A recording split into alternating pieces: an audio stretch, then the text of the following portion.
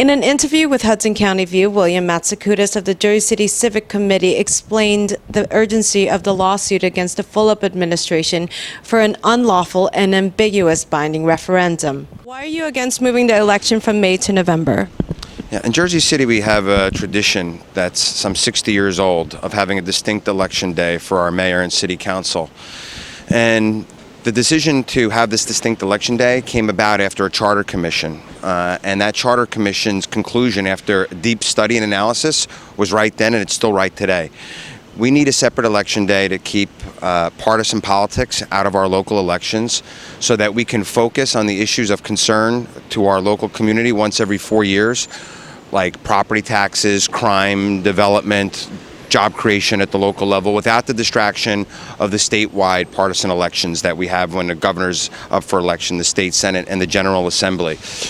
If there's a move of Jersey City's election to November, you're going to have a situation where the media's attention is distracted and focused on the statewide races, and you're not going to have the voter being able to focus on that specific race. There may be some minimal savings because you're going to save one election day. You're not going to save the runoff, right? Because this is going to move the elections from May to November and the runoffs from June to December. So you're still going to have a runoff. And the savings could be maybe $200,000, which when you compare it to a budget of $600 million, it's a small price to pay for a legitimate democracy, in my opinion. Additionally, you're going to have a convoluted ballot, right? You're going to have multiple mayoral and city council slates up. If you look at the 2001 election, there was like 40 people running for mayor and council. Then the gubernatorial candidates, the state senate, the general assembly, the school board could have 10 or more, a dozen. Statewide referenda like we have the casino. You could make 15, 16 choices, have 70 candidates to choose from. And the problem there is you might have to have two voting machines and extra papers for the ballot. I'm actually told by people who work at the county board of elections, it may end up costing more money. Why did you file the lawsuit yesterday regarding the referendum? We filed the lawsuit yesterday because this referendum is unlawful and very ambiguous and misleading. And it gets a little technical. But basically, the law was recently changed in 2011 to allow for municipalities to, by ordinance, change nonpartisan elections like we have here. There's no primaries. You don't run as a Republican. You don't run as a Democrat. They always happened in May. Up until 2011, the legislature said, hey, if you want to have them in November, you can do that. So the city had a non-binding referendum, you may remember, last year.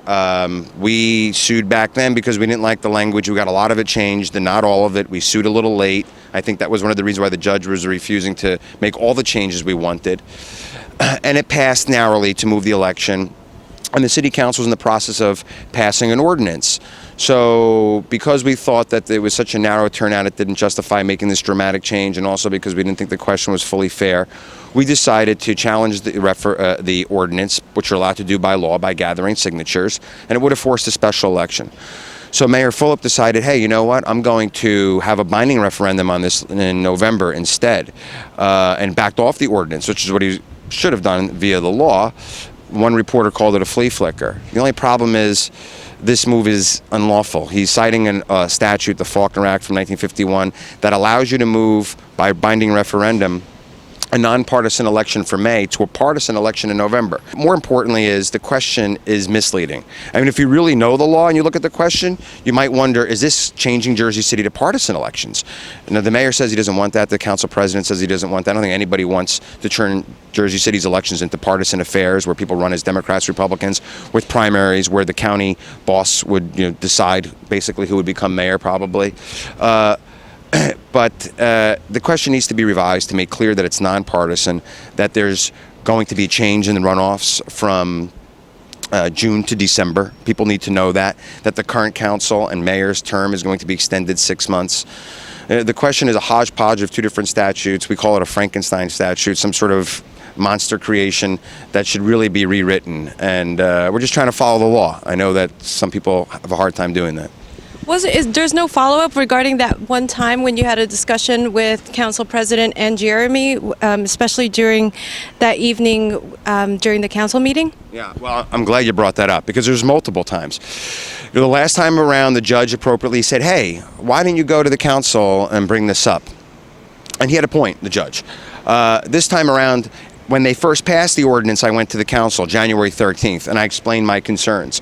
February 3rd, I wrote them a letter. We laid it out, all the law, and said, this is wrong, what you're doing. You know, at least change the question, revisit the whole way you're doing this. Council President Lavaro said, hey, I'll get back. We're going to give you all the due consideration and get back to you.